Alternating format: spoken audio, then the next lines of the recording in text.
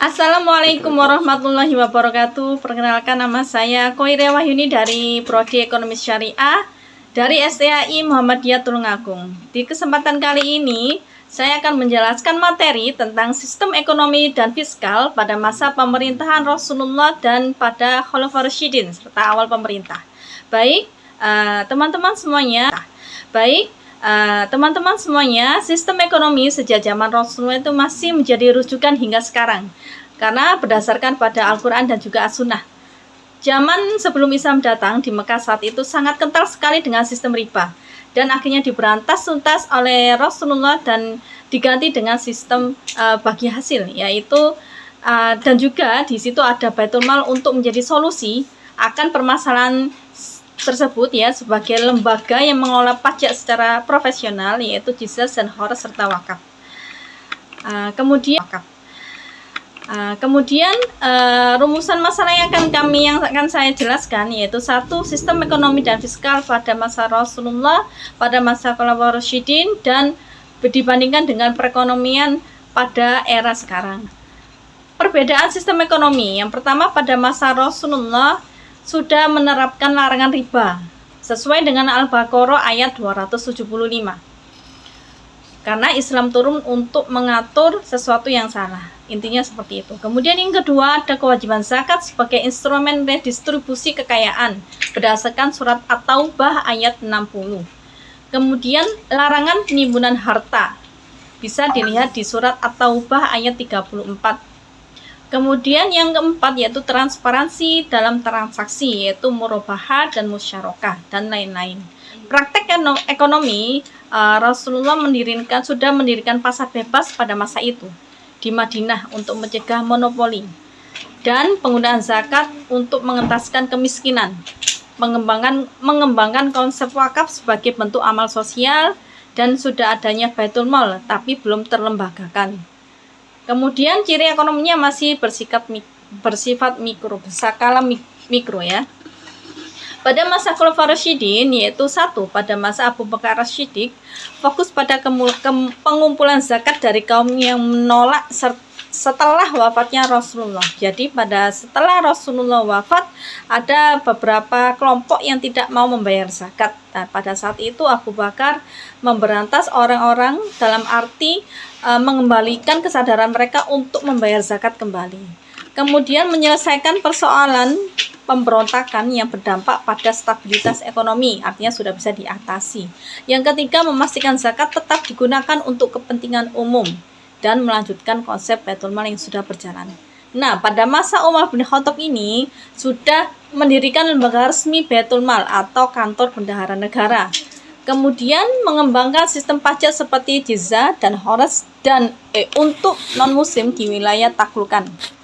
Dan ketiga, pembangunan infrastruktur ekonomi. Kemudian pembagian tanah taklukan untuk meningkatkan produktivitas pertanian. Dan perencanaan negara berdasarkan prinsip keadilan dan kesejahteraan. Kemudian pada era Utsman bin Affan, pemanfaatan kekayaan negara untuk membiayai ekspansi wilayah, menyederhanakan administrasi ekonomi, dan menghadapi tantangan ekonomi akibat distribusi kekayaan yang dianggap kurang merata, yang akhirnya memicu ketidakpuasan di kalangan rakyat. Kemudian pada era Ali bin Abi Thalib ini menekankan keadilan distribusi kekayaan, karena di situ ada perbedaan. Pada era Ali bin Abi Thalib, setiap pencatatan keuangan negara semuanya terakumulasi setiap 1 pekan, jadi bukan 1 bulan, sehingga dalam 1 pekan sudah bisa dirasakan oleh semua staf dan juga rakyat. Maka dari itu terjadi keadilan distribusi kekayaan, walaupun pada saat itu terjadi pemberontakan yang dilakukan oleh Muawiyah dan juga Khawarij, tapi bisa teratasi. Nah, zaman sekarang bagaimana sistem ekonominya? Dihubungkan dengan pemerintahan di Indonesia. Jadi sistem ekonomi di Indonesia ini masih berdampingan juga, selain dari hukum syariat, juga berdampingan dengan hukum positif yang bersumber dari sistem barat. Artinya tidak bisa 100% menerapkan sistem ekonomi Islam karena Indonesia ini bukan negara Islam gitu. Nah, perbedaan sistem fiskal pada masa Rasulullah.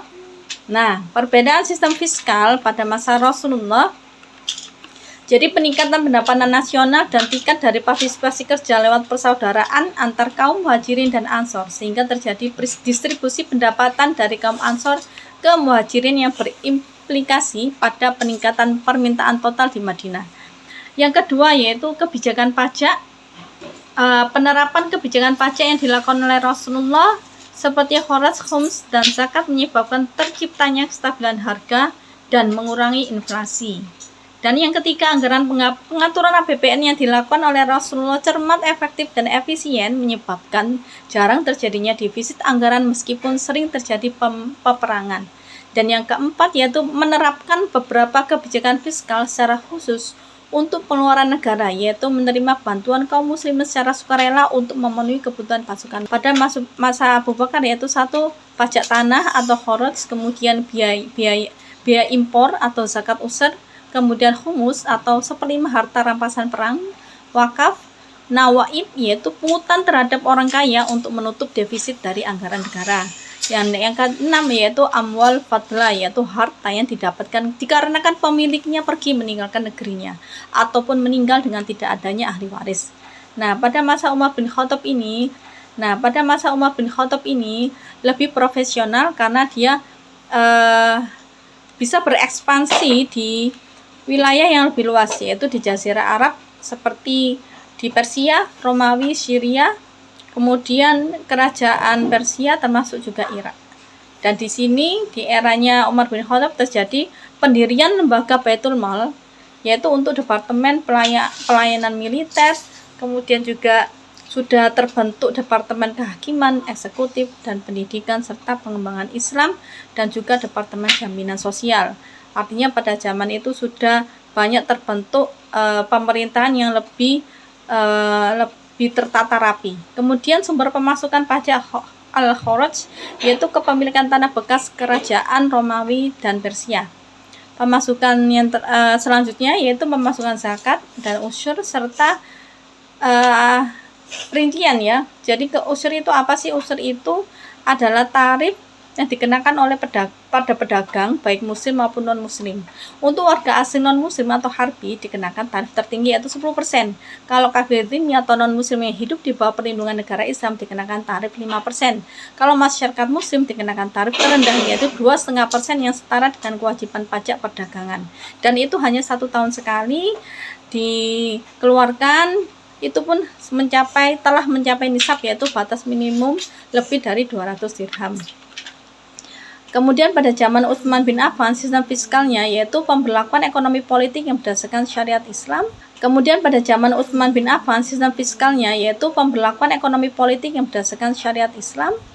Kemudian keputusan perpajakan bersifat adil dan umat Islam diwajibkan menyerahkan sebagian hartanya yang mencapai kadar wajib zakat kepada Baitul Mal, yang kemudian dibagikan kembali kepada yang membutuhkan. Beberapa hak warga negara juga diakui sepenuhnya. Orang kafir dhimmi harus membayar izyah yang diberikan kepada Baitul Mal dan digunakan untuk keperluan administrasi pemerintahan dan menggunakan hak-hak mereka secara adil.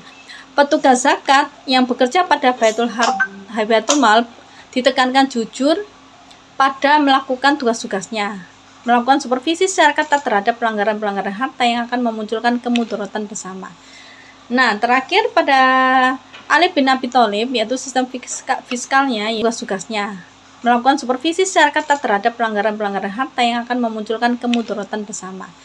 Nah, terakhir pada Ali bin Abi Thalib yaitu sistem fiskalnya yaitu pendistribusian pendapatan negara ini dikeluarkan oleh Khalifah Ali bin Abi Thalib itu di ibu kota negara yang bernama Kufah, dan ini berjalan setiap minggu bukan 1 bulan.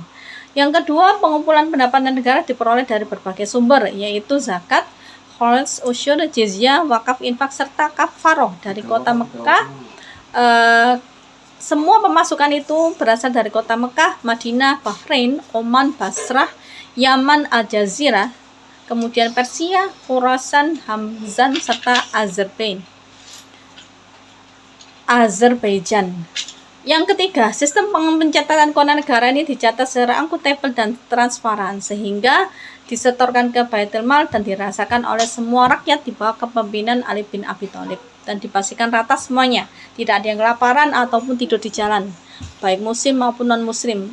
Meskipun pada saat itu ada pembangkangan dari pasukan Muawiyah dan Khawarij. Nah, kesimpulan dari yang bisa saya sampaikan untuk presentasi kali ini yaitu satu, sistem ekonomi Islam berdasarkan pada dua sumber utama yaitu Al-Quran dan As-Sunnah.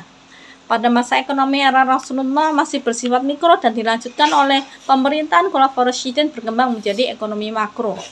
Didirikannya lembaga-lembaga profesional saat itu pada fase mulai dari masa Umar bin Khattab untuk mengelola pemasukan negara. Termasuk di dalamnya ada pemasukan zakat, pemasukan pajak, jizyah, khoros, dan juga pengelolaan zakat. Dan yang kelima adalah kebijakan ekonomi Islam berfokus pada kesejahteraan umat. Nah, itu saja yang bisa saya sampaikan. Saya tutup. Assalamualaikum warahmatullahi wabarakatuh.